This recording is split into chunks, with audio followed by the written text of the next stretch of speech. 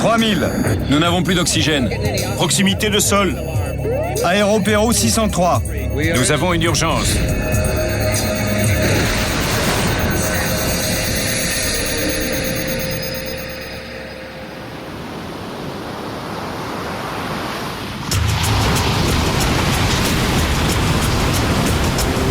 Le besoin en pétrole pousse l'homme à explorer les régions les plus inhospitalières du globe, comme celle-ci.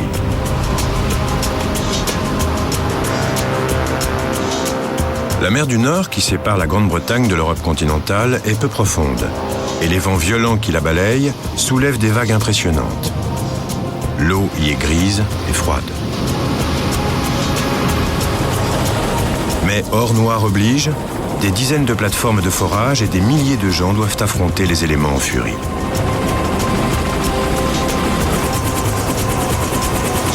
Le seul moyen de transport efficace est l'hélicoptère. Les vols sont longs, jusqu'à 500 km pour atteindre certaines plateformes, et l'appareil se fait rudement secouer.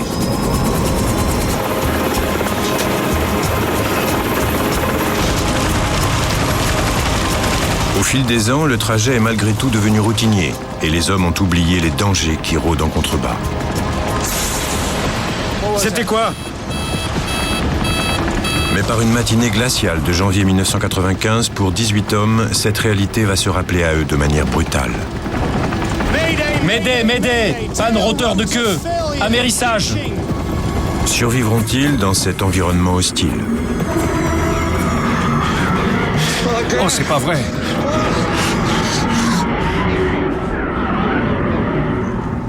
Le commandant Cédric Roberts et le copilote Lionel Sol travaillent pour Bristow Helicopters à Aberdeen, en Écosse. Je vais signer le cahier, on se voit en haut. Ça marche, moi je vais regarder la météo. Parfait. Leur travail consiste à emmener et ramener les ouvriers des plateformes de la mer du Nord. En milieu de matinée, ils ont déjà accompli une rotation et se préparent à repartir. Ils pilotent un Super Puma indicatif 5-6 Charlie. Tandis que les mécaniciens effectuent les vérifications et le plein, le copilote consulte les carnets de vol et le pilote les bulletins météo mis à jour toutes les 2 heures. La météo est bonne pour janvier. Voici leur destination. La découverte de pétrole en mer du Nord dans les années 60 a donné un coup de fouet à l'économie britannique.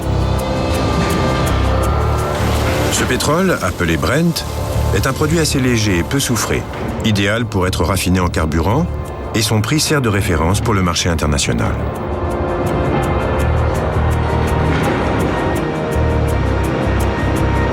Cette manne providentielle a transformé Aberdeen, la ville portuaire écossaise la plus proche des plateformes, en cité florissante et en capitale européenne du pétrole. Tous les grands groupes pétroliers y ont des bureaux, et la ville entière se concentre sur l'acheminement de l'or noir jusqu'à la côte. Les installations pétrolières étant très loin au large, et la météo des plus capricieuses, l'hélicoptère est le seul moyen fiable pour permettre aux hommes de faire l'aller-retour. Ils sont ainsi des centaines de milliers à parcourir ce trajet chaque année. Le Super Puma est un des piliers de l'infrastructure du transport dans la région. Utilisé dans le monde entier, tant par les forces armées que par l'industrie, il est endurant, solide et capable de résister aux éléments. La densité de Super Puma est plus élevée ici que n'importe où ailleurs dans le monde.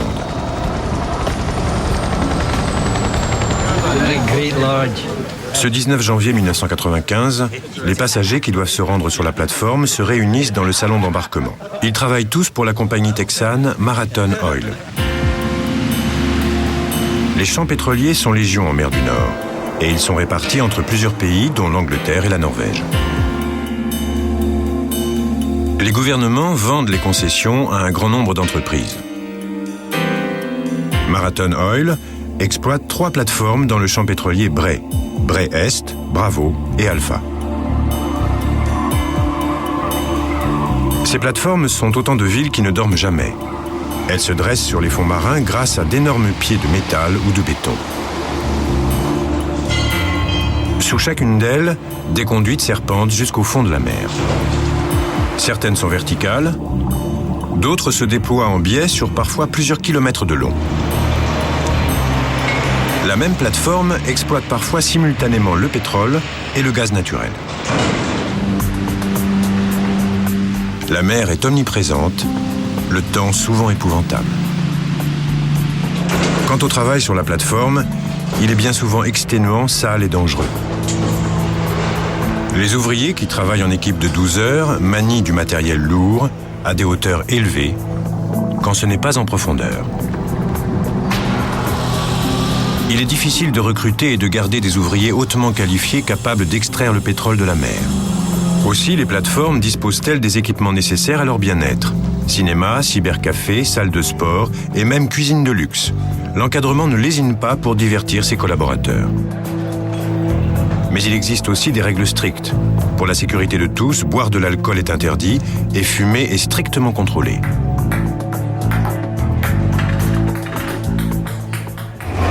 Mayday! Incendie sur la plateforme Piper Alpha. Évacuation de tout le personnel. Un des pires désastres de l'histoire britannique a eu lieu dans les gisements pétroliers de la mer du Nord. En 1988, sur la plateforme Piper Alpha de Occidental Petroleum, une explosion de gaz a mis le feu au pétrole.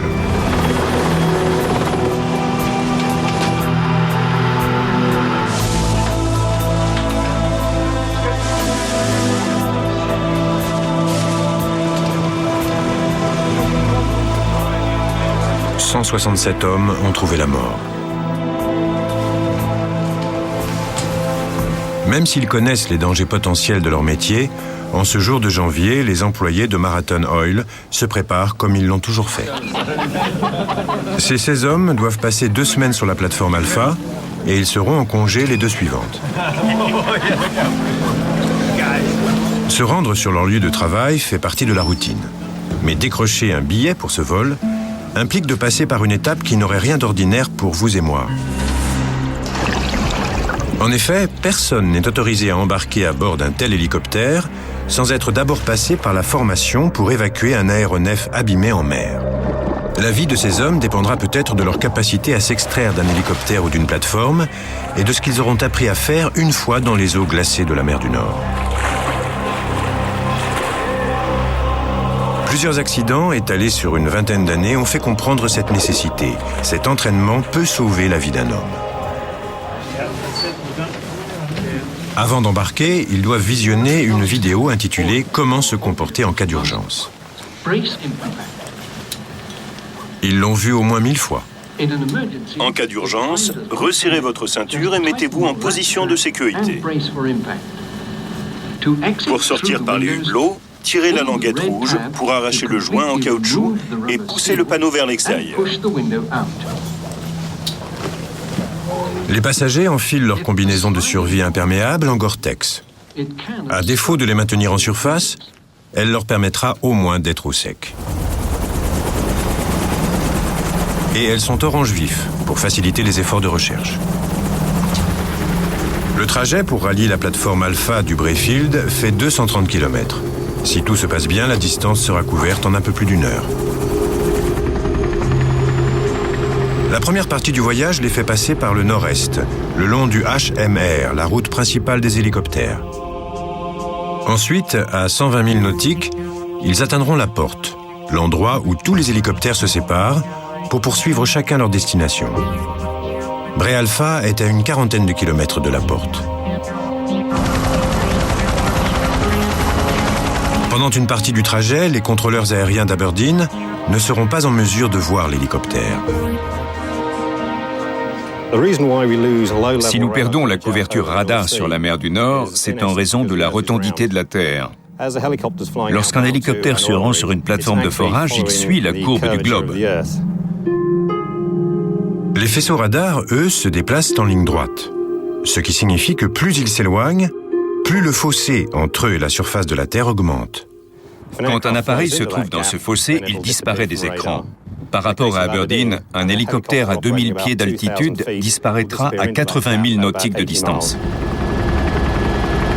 C'est dans ce trou noir que le Super Puma 5-6 Charlie vient de pénétrer. L'hélicoptère et les 18 hommes à son bord ont couvert la moitié du chemin. Mais à partir de là, personne ne pourra savoir avec précision où il se trouve.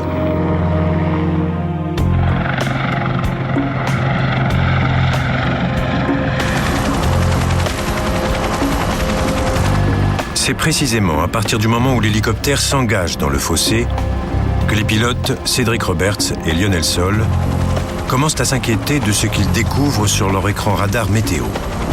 Alors que les prévisions météorologiques faisaient initialement état de nuages clairsemés, le temps se met à changer à toute vitesse. Qu'est-ce que tu penses de ce nuage? Il est mince. Ouais, mais il y a aussi les cumulus. Celui-ci est petit, environ 100 mètres de large. Il s'épaissit un peu. Les cumulus sont des nuages blancs et cotonneux. Jolis à regarder, ils sont généralement inoffensifs et ne durent que 5 à 40 minutes. Les pilotes d'hélicoptères préfèrent cependant les survoler lorsque c'est possible, car l'air à l'intérieur et en dessous du nuage est généralement instable. Passons par-dessus, monte à 5000 pieds. D'accord.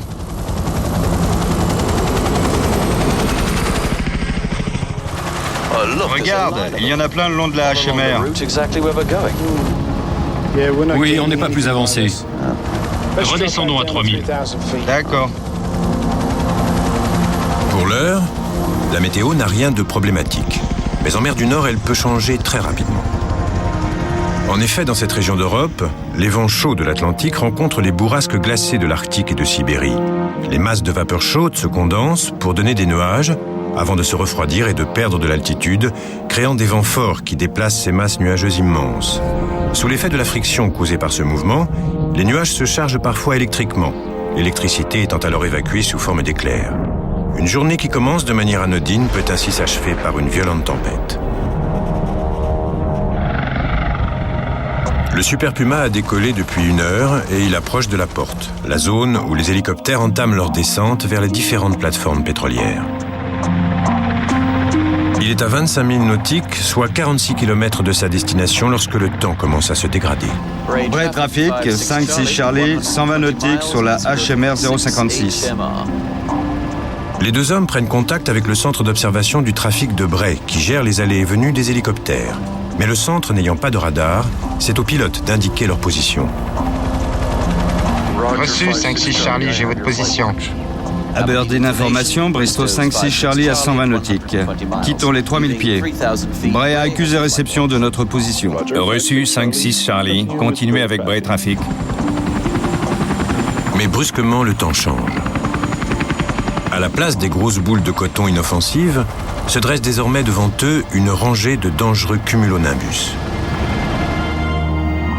Ces immenses montagnes blanches culminent à plus de 10 000 mètres, c'est-à-dire bien au-dessus du plafond de vol de l'hélicoptère. Vus du dessous, ils sont noirs et menaçants, et les pilotes tentent à tout prix de les éviter car à l'intérieur, les vents peuvent souffler jusqu'à 100 km/h.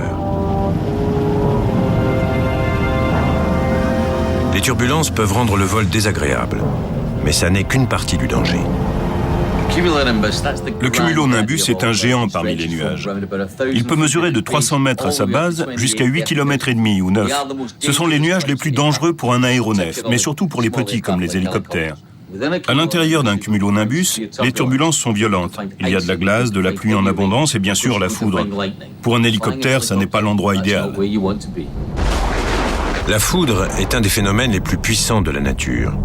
Elle frappe la surface de la Terre en moyenne une centaine de fois par seconde, déchargeant à chaque fois jusqu'à 1 milliard de volts.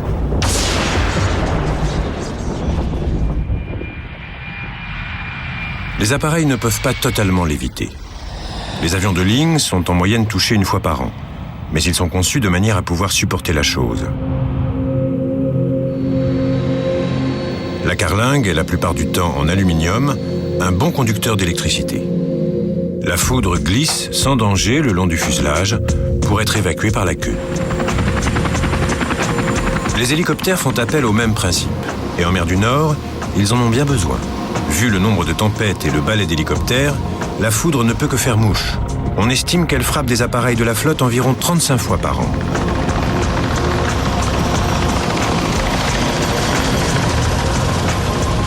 En entamant sa descente, le Super Puma s'enfonce dans la muraille de nuages qui se dresse sur son passage. Nuages à proximité. C'est bon, on est toujours dans le vert. Traverse-les. Le vert indique qu'il pleut, mais pas suffisamment pour que cela perturbe le vol. Ce que les pilotes voient, c'est un peu un écran de télévision. Dessus, il y a une carte sur laquelle se superpose un ensemble de couleurs. S'il n'y a pas de pluie, la carte reste vide.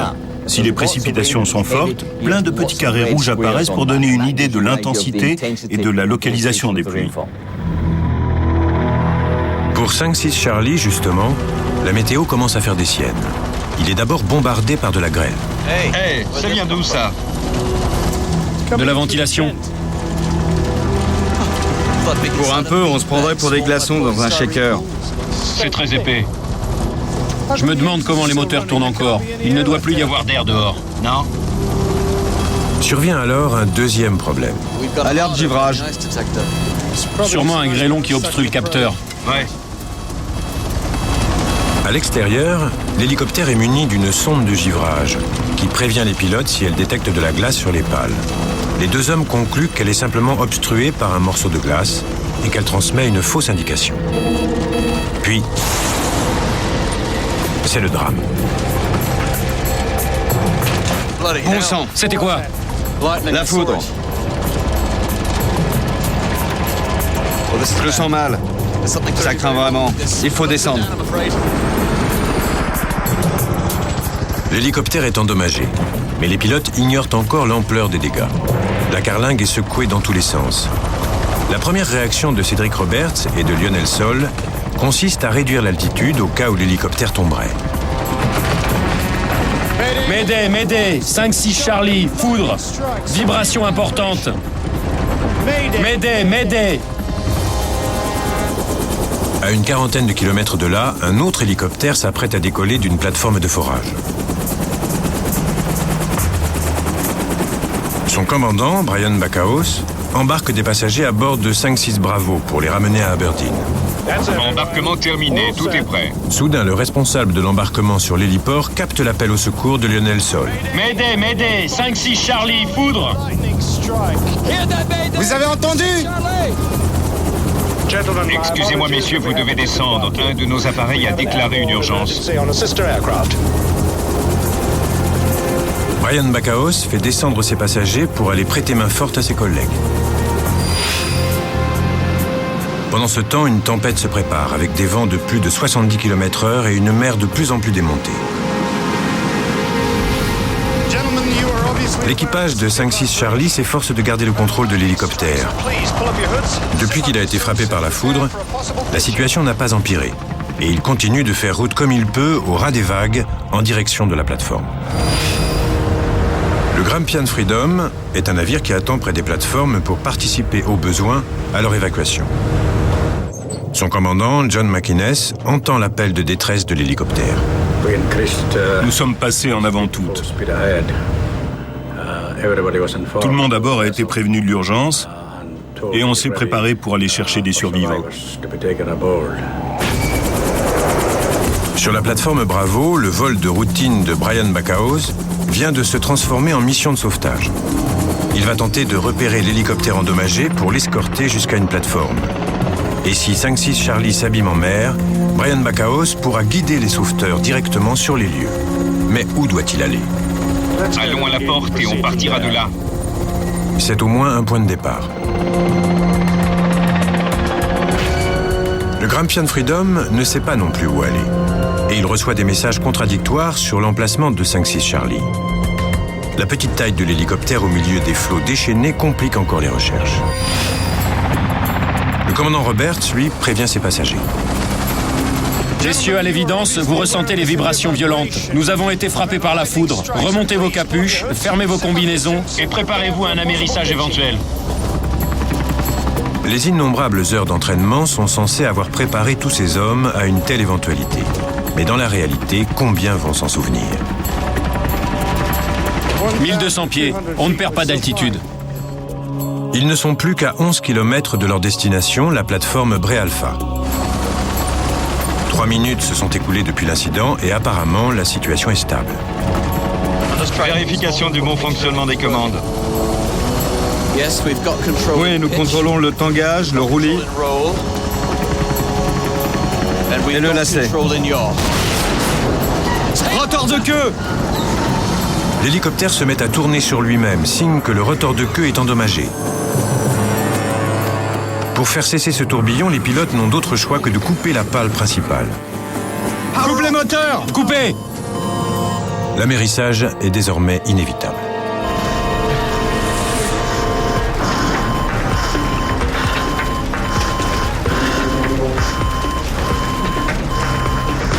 « 5-6 Charlie tombe comme une pierre à plus de 600 mètres minute. Le rotor principal fait plus ou moins office de parachute, l'air environnant faisant légèrement tourner les pales. Mayday, Mayday! Panne rotor de queue, amérissage, en position de sécurité. À cette vitesse, ils vont percuter la surface de la mer du Nord d'ici une quarantaine de secondes. Leurs collègues de 5-6 Bravo les cherchent en vain. Aucun signe de 5-6 Charlie dans les airs ou en mer. Ils entendent un nouvel appel au secours. Mayday, Mayday! Panne rotor de queue, amérissage. Mayday, relais pour 5-6 Charlie, possible panne de rotor de queue, amérissage. Le commandant Bacaos sait que c'est lui qui est le plus près de 5-6 Charlie. Tout dépend de lui. Mais il n'est pas équipé pour repérer le signal de détresse que ce dernier va émettre une fois à l'eau. Il doit donc se contenter de scruter des kilomètres carrés de mer grise.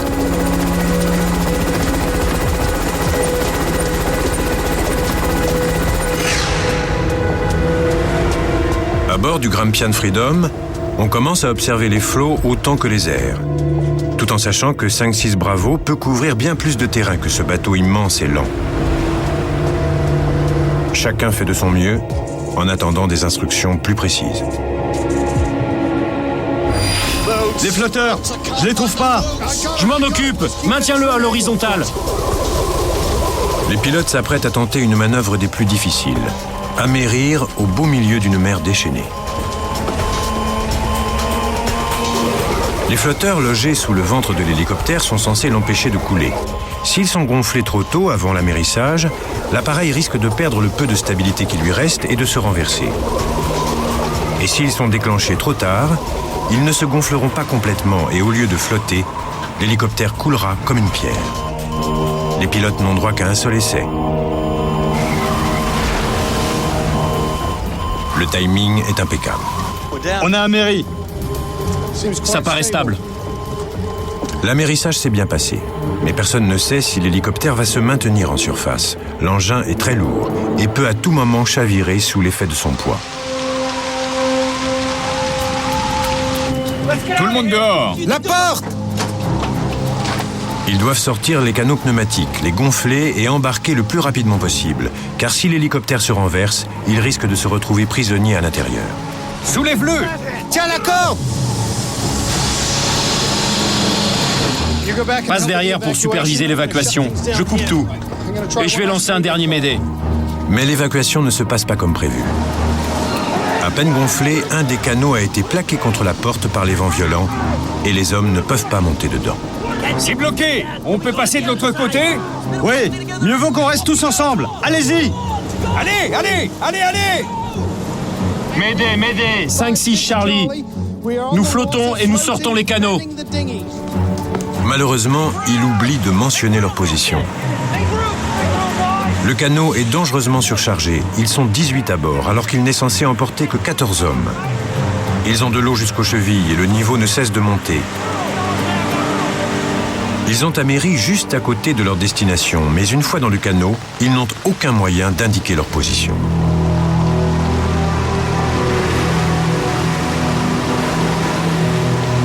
Pour la première fois, les hommes voient ce qui a causé l'accident. Le rotor anti-couple et la boîte de transmission ont cédé et pendouillent sur le côté de l'hélicoptère maintenu en place par deux conduites. À ce moment-là, aucun de ces hommes ne se rend compte qu'ils ont oublié la balise de détresse, l'appareil qui envoie un signal à l'attention des sauveteurs. Cet oubli risque de sceller leur destin.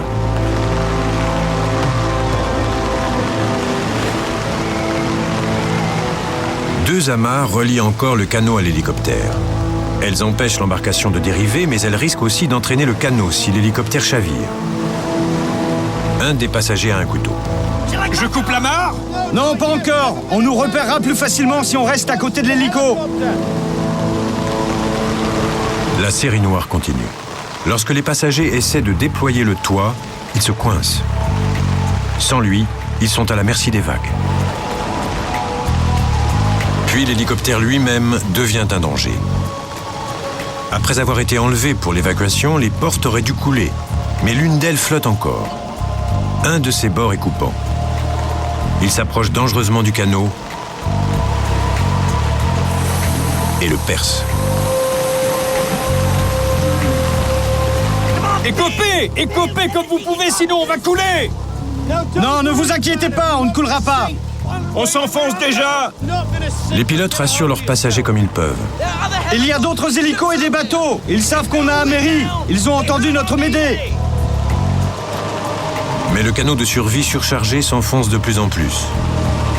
Les hommes ont de l'eau jusqu'à la taille et les courants les poussent sous les pales aiguisées de l'hélicoptère. Il faut qu'on s'éloigne. Coupez la mare.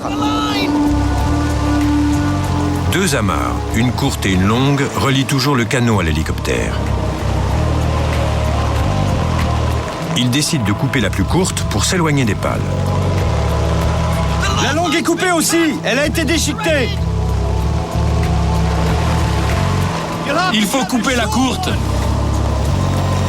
C'est leur dernier lien avec l'hélicoptère.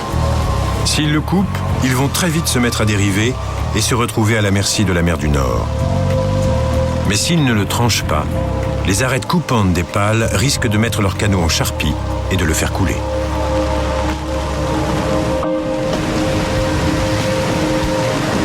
La situation n'est guère brillante. Ils sont 18 à bord d'une embarcation prévue pour 14. Les boudins gonflables ont été perforés par l'angle coupant d'une des portes du Super Puma. Le canot s'est déjà nettement enfoncé dans l'eau et ils doivent au plus vite s'éloigner de l'hélicoptère. Le copilote Lionel Sol prend une décision lourde de conséquences. Il coupe la mare. Aussitôt, ils se mettent à dériver dans des conditions météo plus qu'inquiétantes. Leur combinaison laisse presque toute passer l'eau glacée. L'hypothermie peut commencer lorsque la température du corps passe sous la barre des 35 degrés et devient sévère en dessous de 32 degrés. Et en mer du Nord, en hiver, c'est à cette dernière que les hommes risquent d'être exposés. Les fonctions cérébrales et musculaires se détériorent rapidement. La température du corps baisse, entraînant une perte de connaissance, puis la mort. Leurs chances d'être secourus sont minimes, puisque personne ne sait où ils se trouvent. Ils ne sont qu'un point minuscule sur une mer immense en furie. Silence! J'ai entendu quelque chose! C'est un hélicoptère. C'est peut-être leur dernière chance. Vite, les fusées de détresse. Les fusées dans la poche derrière toi. Allume-la! On est ici! On est ici! Mais l'hélicoptère passe sans les voir. Les hommes n'arrivent pas à y croire. Leur dernier espoir vient de s'envoler.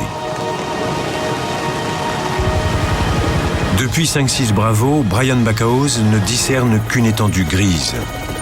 Mais son copilote repère quelque chose. Contact. Oui, à 2 heures. Reçu, on va voir ça.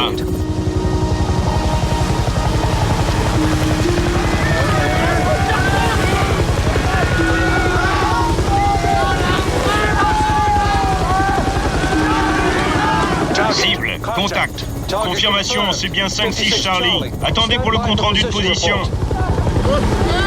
Comme un ange gardien, 5-6 Bravo reste en stationnaire pendant près d'1 heure à l'aplomb du canot pour diriger les secours maritimes et aériens vers ce point perdu en mer. Il est arrivé et s'est mis en stationnaire, assez près pour compter les personnes à bord du canot. Donc pendant un moment, on a eu le souffle de son rotor dans la figure. Mais dès qu'il a su ce qu'il voulait savoir, il s'est reculé pour indiquer notre position aux autres. Le premier sur les lieux est le Grampian Freedom. Il y avait des vigies postées autour du bateau, certaines au-dessus de la passerelle et de chaque côté. Un hélicoptère s'est approché et s'est mis à faire des zigzags devant la proue, ce qui est la norme dans ce genre de situation. Arrivé à environ 1,5 km du canot, le Grampian Freedom envoie une vedette pour procéder à la récupération des naufragés. Mais la pluie et les vagues compliquent la tâche des sauveteurs. Non, non, tu vas nous faire chavirer! Pas de panique les gars, ils savent ce qu'ils font. Allez vite! De la vedette, on leur jette une ligne de survie à laquelle les hommes se cramponnent aussitôt. Mais une nouvelle épreuve s'annonce à laquelle leur entraînement ne les a pas préparés. Comment vont-ils embarquer à bord d'un navire aussi imposant depuis leur minuscule canot par une mer aussi démontée? On a atteint le bateau et quand on a vu cette coque immense, on s'est dit que jamais on n'arriverait à monter dessus.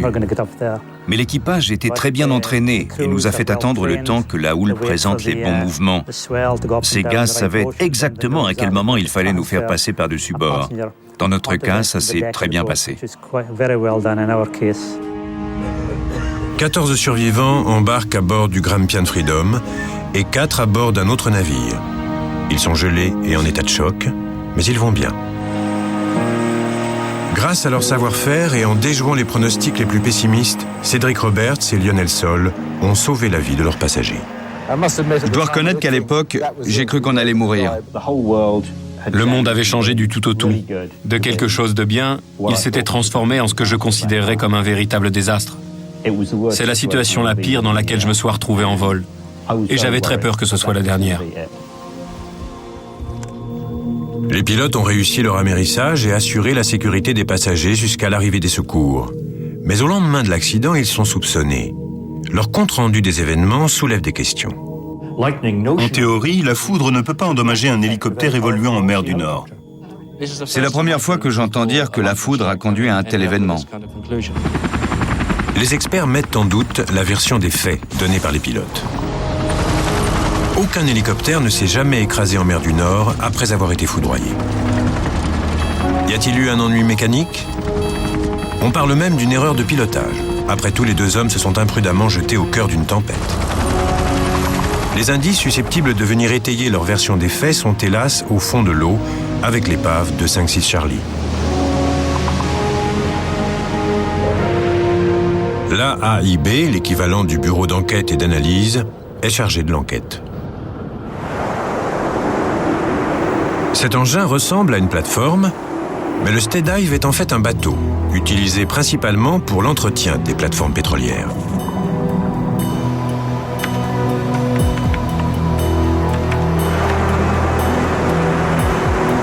Il est doté de 9 moteurs puissants qui assurent sa stabilité par presque tous les temps et de sous-marins miniatures pour les explorations sous la surface.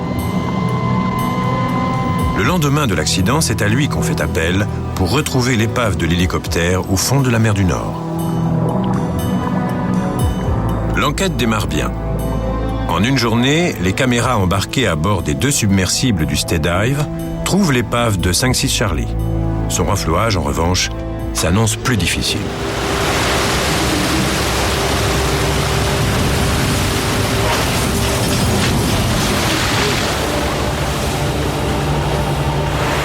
L'opération, qui se prolonge jusque tard dans la nuit, permet de remonter certains des éléments de l'épave.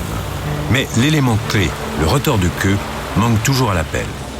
Ed Trimble était l'enquêteur en chef de l'AAIB. Le gros problème, c'était la récupération du rotor anti-couple. Sans lui, l'enquête ne pouvait pas avancer. Nous savions que cet élément pendait sur le côté de la poutre de queue lorsque l'hélicoptère avait améri, et donc qu'il s'était détaché entre l'endroit de l'amérissage et celui où on avait retrouvé l'épave. Maintenir le Steadive sur les lieux coûte cher, quelques 20 000 livres par jour. Ed Trimble appelle son supérieur. Il s'est montré assez sceptique sur nos chances. Il m'a demandé à combien je les estimais et, étant optimiste, j'ai répondu 80%. Mais il a rétorqué, même 10% de chance de retrouver ce rotor anti-couple en mer du Nord, ça me paraît beaucoup. Ed Trimble reste toute la nuit devant les écrans.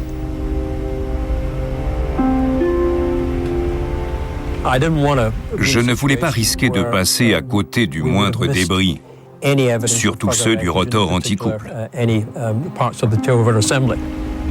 Va boire un café, Ed. Vers 8 heures du matin, j'ai décidé de descendre en cuisine, boire un café. Je ne m'étais pas absenté plus de 7 à 10 minutes lorsque j'ai entendu des cris d'excitation de mon équipe. Oui, génial! On l'a trouvé! En entrant, j'ai vu au milieu de l'écran le rotor anti-couple.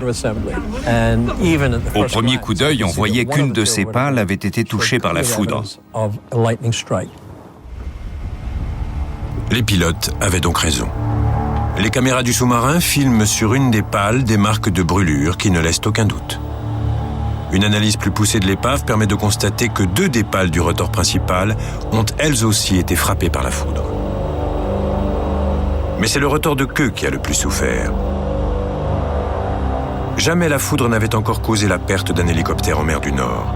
La question est donc de savoir pourquoi la chose s'est produite. Ed Trimble fait appel à un expert, John Hardwick, afin de déterminer ce qui a frappé 5-6 Charlie.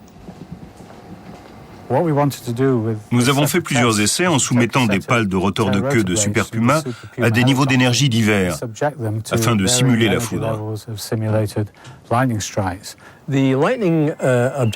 Au laboratoire Culham, on a essayé de reproduire les mêmes dégâts afin de déterminer le niveau d'énergie de la décharge responsable de l'accident. Cet enregistrement des essais a été réalisé par Ed Trimble. Des représentants d'Aérospatiale, le fabricant du Super Puma, étaient également présents. John Hardwick envoie des décharges de plus en plus fortes sur les pales, dans l'espoir d'obtenir les mêmes dégâts que ceux constatés sur 5-6 Charlie. Il lui faudra pour y arriver une décharge artificielle d'une puissance phénoménale, bien supérieure à ce qu'on pensait qu'un hélicoptère pouvait rencontrer. Un tel phénomène n'est pas censé se produire au-dessus de la mer du Nord. Il y a eu des incidents au fil des ans, de petites décharges de foudre, des dégâts superficiels. Mais jamais on ne s'était attendu à ce qui nous a frappé ce jour-là. Pendant un bref instant, l'énergie concentrée a été plus élevée que toutes celles consommées aux États-Unis, environ 30 milliards de watts. Et cette décharge exceptionnelle a eu lieu en mer du Nord, où chaque année, près de 3 millions de passagers font l'aller et retour en direction des plateformes pétrolières. Les hélicoptères que nous pilotons répondent aux mêmes normes que celles concernant les avions qui assurent les vols transatlantiques. Nous n'avions donc aucune raison de penser que la foudre était susceptible d'occasionner des dégâts importants à ce type d'appareil. Un coup de foudre ordinaire reste inoffensif, mais celui-ci n'avait rien d'ordinaire.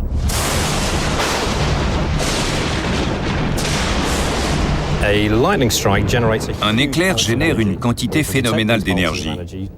Nous la repérons grâce à des récepteurs disséminés dans toute l'Europe. Les renseignements sont calibrés au niveau local et une fois la position déterminée par triangulation, elle est communiquée au centre de météo de Londres. L'analyse de ces données met en lumière quelque chose de très curieux. Voici les conclusions qui en ont été tirées. À l'intérieur des cumulonimbus, des cristaux de glace minuscules sont propulsés en altitude par les courants ascendants. Au sommet du nuage, où la température est bien plus basse, ces cristaux se joignent à d'autres pour former de la grêle. Plus lourde, cette dernière retombe sur Terre. En descendant, les grêlons percutent les cristaux de glace ascendants, ce qui provoque une friction. Les cristaux se chargent alors électriquement. Lorsqu'un hélicoptère pénètre dans ce cumulonimbus, les extrémités aiguisées de ces pales cisaillent ces cristaux, provoquant encore plus de friction et générant davantage d'électricité qui finit par se décharger dans un éclair aveuglant. Les enregistrements montrent que l'éclair qui a frappé 5-6 Charlie a été le seul à s'être formé au-dessus de la mer du Nord ce jour-là. Il a presque certainement été provoqué par l'hélicoptère lui-même.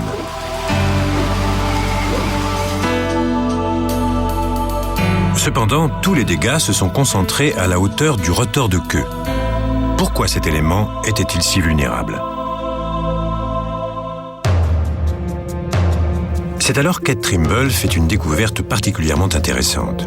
Lorsque l'autorité de l'aviation civile a testé le Super Puma et lui a accordé son certificat de navigabilité, elle a oublié un détail important qui a peut-être conduit à la chute de 5-6 Charlie. Les enquêteurs poursuivent donc l'analyse de l'épave. Et en examinant soigneusement la pièce incriminée, ils vont trouver la clé de l'énigme. Pour rédiger le cahier des charges sur la résistance des aéronefs à la foudre, l'aviation civile britannique avait analysé des pales en fibre de verre, le matériau alors couramment utilisé pour fabriquer ces pièces. Mais dans les années 80, les avionneurs se sont mis à utiliser des composites, ces matériaux nouveaux comme la fibre de carbone, à la fois plus légers et plus solides. Et ils ont dès lors fabriqué les pales de rotor avec ces matériaux. On a supposé à l'époque que les normes en vigueur s'appliquaient également à ces nouvelles pales. Mais en aéronautique, ce genre de présupposé est dangereux. C'est la conception de ces pales en matériaux composites qui a provoqué la perte de 5-6 Charlie. En effet, bien que fabriquées à base de fibres de carbone, les pales sont également munies d'une bande métallique anti-érosion pour protéger le bord d'attaque. C'est là que les ennuis commencent. Le carbone conduit l'électricité, mais 1000 fois moins que l'aluminium. Ça veut dire que la production de chaleur est 1000 fois plus élevée. La pale en carbone s'échauffe fortement. Et lorsque le courant rencontre la bande métallique anti-érosion fixée sur le bord d'attaque, cela provoque un arc électrique et des étincelles qui conduisent finalement à la destruction de la bande anti-érosion. À peine plus de 100 grammes de cette bande ont été arrachés, mais cela a suffi. Privé de ce poids, le rotor est devenu instable. C'est ce qui a provoqué les vibrations perçues à bord juste après la foudre. 3 minutes plus tard, lorsque Lionel Sol a testé les commandes, les pales déstabilisées ont soumis le rotor à des contraintes énormes et les boulons qui le maintenaient en place ont cédé. On a perdu le rotor de queue! Pas de rotor de queue! C'était comme un coup à l'arrière d'une voiture, mais en bien plus violent. À cet instant, la situation est devenue très inquiétante. Nous savions tous les deux que nous avions perdu le rotor de queue. Si on ne fait pas exactement ce qu'il faut faire dans ce genre de situation, votre espérance de vie est de quelques secondes. On devait donc faire ce qu'il fallait. On a réussi à se mettre face au vent. La mer était de plus en plus démontée. À 100 pieds, j'ai tiré le manche pour atterrir en arrondi. J'ai réduit le taux de descente et on a eu beaucoup de chance. Une vague plutôt calme s'est approchée, elle a enflé lorsqu'on est arrivé et l'hélicoptère s'est posé dessus. C'est un des meilleurs amérissages qu'on ait fait, mais c'était surtout dû à la chance.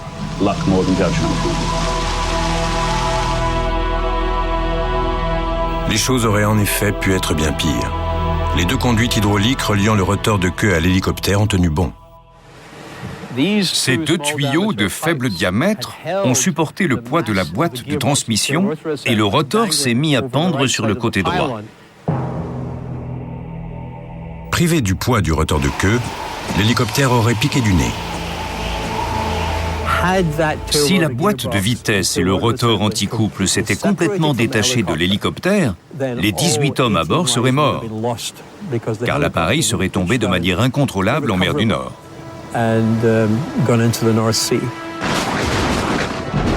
Les enquêteurs ont trouvé la cause mystérieuse de l'accident, mais ils sont de fait tombés sur un problème qui menace tous les passagers du transport aérien.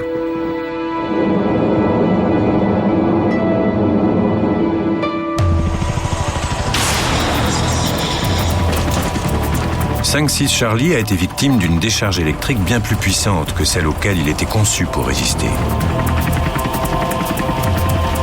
Cet accident a permis de mettre en lumière une faiblesse au niveau des pales en fibre de carbone. Car la chaleur intense provoquée par la décharge à la jonction du matériau composite et de la bande anti-érosion pourrait se reproduire. Et ce genre de phénomène est susceptible d'affecter n'importe quel appareil contenant un mélange de fibres de carbone et d'autres matériaux. On remplace de plus en plus l'aluminium par des fibres de carbone. Le plus gros avion du monde, l'Airbus A380, en est composé à plus de 20%. Et son concurrent chez Boeing, le Dreamliner, en sera composé à 50%. Qu'arrivera-t-il si ces avions sont frappés par une décharge phénoménale? Ce sont les craintes qui obsèdent les enquêteurs de l'accident du Super Puma. Leur découverte, pour le moins inattendue, a été accueillie avec scepticisme. Même si les essais ont démontré qu'une décharge de foudre particulièrement puissante avait frappé 5-6 Charlie, l'autorité britannique de l'aviation civile a réfuté cette conclusion. Selon elle, les tests ne constituaient pas une preuve et il était impossible d'établir avec certitude la puissance de la foudre qui a provoqué ces dégâts. Aucune mesure n'a donc été prise pour améliorer les normes de sécurité auxquelles ces hélicoptères doivent répondre. Je regrette cette absence de réaction. Il semble y avoir une réticence profonde de la part de l'autorité de l'aviation civile à accepter les preuves. Si les enquêteurs britanniques ont raison, les passagers ont de quoi s'inquiéter. Des décharges électriques bien supérieures à celles qu'un appareil peut endurer peuvent se produire, et ceux à base de matériaux composites dernier cri y sont encore plus exposés.